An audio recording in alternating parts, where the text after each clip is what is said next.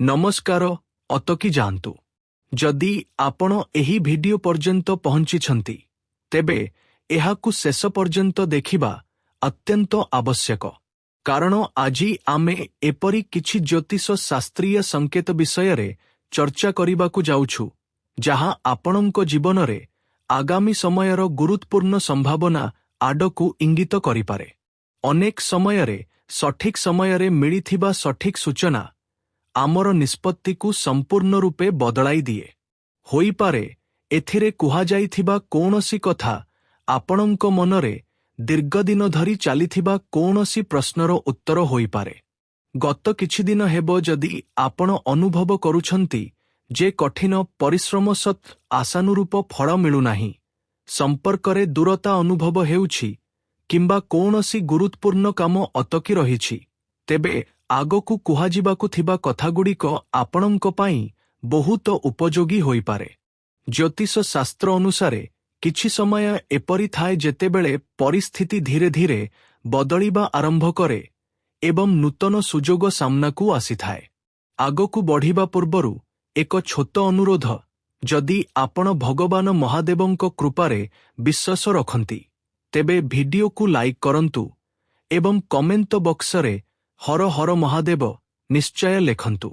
आपणंको आस्था एवं सकारात्मक चिंताधारा ही आपणंकर सबुठारु बड़ शक्ति। आगामी समय रे क्यारियर, धन, परिवार किंबा कोनोसी गुरुत्वपूर्ण निष्पत्ति सह जड़ित सुजोग सृष्टि होई पारे। सेहीपरि किछि लोकंको पाई एही समय धैर्य एवं बुद्धिमतार सह आगकु बढ़िबार संकेत मध्य देई पारे। केबे केबे जीवन रे एपरी एक मुहूर्त आसे जेतेबेले सबु किछि साधारण देखा जाए, किंतु सेही साधारण मुहूर्त भितरे भाग्य निजर सबुठारु असाधारण चाल चालु थाए। जदि आजी आपण एही भिडियो पर्यंत आसिछंती तेबे एहा केवल एक संजोग नुहे। एही भिडियोर शेष पर्यंत मु आपणंकु एपरी एक कथा कहिबी जहा सुनिबा परे हुए तो आपण निज चारि पाखरे थिबा प्रत्येक व्यक्तिंकु आउ पूर्व भली देखिबे नाही, किंतु सेथि पूर्वरु आउ एक रहस्य अछि जहा आपणंको बीती जाइथिबा किछि राति आपणंको चिंता एवं सेही न कहिथिबा प्रश्न सह जड़ित अछि जहाकु आपण काहा सह शेयर करि नाहंती। कोन आपण अनुभव करिछंती कि गत किछि समय धरी छोट छोट कथा मध्य आपणंको हृदयकु पूर्वापेक्षा अधिक छुंछि। केबे कोनोसी पुरुणा व्यक्तिंको कथा हठात मने पड़ी जाए, केबे बिना कारणरे मन चंचल होई उठे, तो केबे एपरी लागे जेपरी कोनोसी अदृश्य शक्ति आपणंकु एक नुआ दिगकु ठेलुछि। लोके एहाकु संजोग कहि पारंती, किंतु प्रत्येक संजोग केवल संजोग हुए नाही। किछि घटना सेही परिवर्तनर प्रथम संकेत होई थाए जहा एपर्यंत संपूर्ण रूपे सामनाकु आसी नाही। एही समयरे आपणंको भाग्यरे जेउ हलचल आरंभ होईछि तार सबुठारु बड़ प्रभाव एबे देखा जाउ नाही, ताहा भितरे भितरे आकार नेउछि। मोते जणे व्यक्तिंको कहानी मने पड़ुछि। अनेक वर्ष धरी से परिश्रम कले, लोकंको साथ देले, निज इच्छाकु त्याग कले, किंतु बदलरे से अनेक समयरे निराशा ही पाइले। धीरे धीरे से मानिनेले जे हुए तो तांको भाग्यरे केवल अपेक्षा ही लेखा अछि। दिने से बिना कोनोसी आशारे एक छोट निष्पत्ति नेले। तांकु निजकु मध्य जणा नथिला जे सेही निष्पत्ति आगामी मासरे तांको जीवनर सबुठारु बड़ मोड़ होइजिब। से परे केवल एतिकी कहिले, मोते लागुथिला सबु सरीगला, किंतु प्रकृत आरंभ तो सेठारु ही होइथिला। जदि एही कहानी सुनिबा बेले आपणंकु निज जीवनर झलक देखा जाउछि तेबे एहाकु हालुका भावे नियंतु नाही, कारण अनेक समयरे लोके अन्यर भावनाकु बुझु बुझु निजर पीडाकु लुचाई दियंती।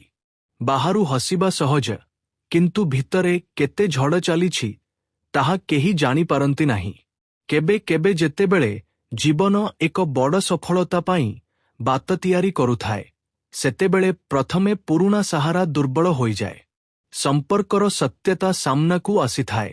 किछि लोक दूरेई जांती, किछि सुजोग हातरू खसी जाउथिबा भଳି लागे। ସେହି ସମୟରେ ଲାଗେ ଯେପରି ସବୁକିଛି ଭାଙ୍ଗି ଯାଉଛି, କିନ୍ତୁ ପ୍ରକୃତରେ ଏକ ନୂଆ ଭିତ୍ତିଭୂମି ପ୍ରସ୍ତୁତ ହେଉଥାଏ। ଏବେ ତୈୟ ସଂକେତ ଦେଖନ୍ତୁ। ଗତ କିଛି ଦିନ ମଧ୍ୟରେ ଆପଣଙ୍କ ଚାରିପାଖରେ ଥିବା ଏପରି ଜଣେ ବ୍ୟକ୍ତିଙ୍କ ବ୍ୟବହାର ବଦଳିଛି, ଯାହାଙ୍କ ଉପରେ ଆପଣ ଦୀର୍ଘଦିନ ଧରି ଭରସା କରିଥିଲେ। ସେ କିଛି କହିଥାନ୍ତୁ ବା ନଥାନ୍ତୁ, କିନ୍ତୁ ତାଙ୍କ ବ୍ୟବହାର ଆପଣଙ୍କ ମନରେ ଏକ ପ୍ରଶ୍ନ ନିଶ୍ଚୟ ଛାଡ଼ିଛି। ଏହି ପରିବର୍ତ୍ତନ ବୃଥା ନୁହେଁ। ଅନେକ ସମୟରେ ଈଶ୍ୱର ଉତ୍ତର ଶବ୍ଦରେ ନୁହେଁ, ବରଂ ଲୋକଙ୍କ ବଦଳୁଥିବା ବ୍ୟବହାର ମାଧ୍ୟମରେ ଦେଇଥାନ୍ତି। ଯଦି ଲଗାତାର କିଛି ଦିନ ହେବ ଗୋଟିଏ କଥା ବାରମ୍ବାର ଆପଣଙ୍କ ସାମ୍ନାରେ ଅଲଗା ଅଲଗା ରୂପରେ ଆସୁଛି, କୌଣସି ପୁରୁଣା ସ୍ମୃତି, ଅଧୁରା ସ୍ୱପ୍ନ, ଭୁଲି ଯାଇଥିବା ଲକ୍ଷ୍ୟ କିମ୍ବା କୌଣସି ବିଶେଷ ସ୍ଥାନର କଥା, ତେବେ ଏହାକୁ କେବଳ କଳ୍ପନା ବୋଲି ଭାବନ୍ତୁ ନାହିଁ। ଅନେକ ସମୟରେ ଭବିଷ୍ୟତ ପ୍ରଥମେ ଚିନ୍ତା ଭାବେ ଆସେ, ତାପରେ ସୁଯୋଗ ବନେ ଏବଂ ଶେଷରେ ବାସ୍ତବତା ହୁଏ। ଏଠାରେ ଅଧିକାଂଶ ଲୋକ ସବୁଠାରୁ ବଡ଼ ଭୁଲ କରିଥାନ୍ତି। ସେମାନେ ଭୟରେ ସେହି ସଂକେତକୁ ଅଣଦେଖା କରନ୍ତି। ପରେ ସେହି ସୁଯୋଗ ଅନ୍ୟ କାହା ପାଖକୁ ଚାଲିଯାଏ। କିନ୍ତୁ ଏହି ସମୟରେ ଯେଉଁ ଶକ୍ତି ବଢ଼ୁଛି, ତାହା କହୁଛି ଯେ ଏଥର ନିଷ୍ପତ୍ତି ହୃଦୟ ଏବଂ ଧୈର୍ଯ୍ୟ ଦୁହିଁଙ୍କ ସହ ନେବାକୁ ପଡ଼ିବ। ଏବେ ତୃତୀୟ ରହସ୍ୟ ଆଡ଼କୁ ଯିବା। ଏହା ଏପରି ଏକ ଘଟଣା ସହ ଜଡ଼ିତ ଯାହା ବହୁତ ଶୀଘ୍ର ଆପଣଙ୍କ ସାମ୍ନାକୁ ଆସିବ।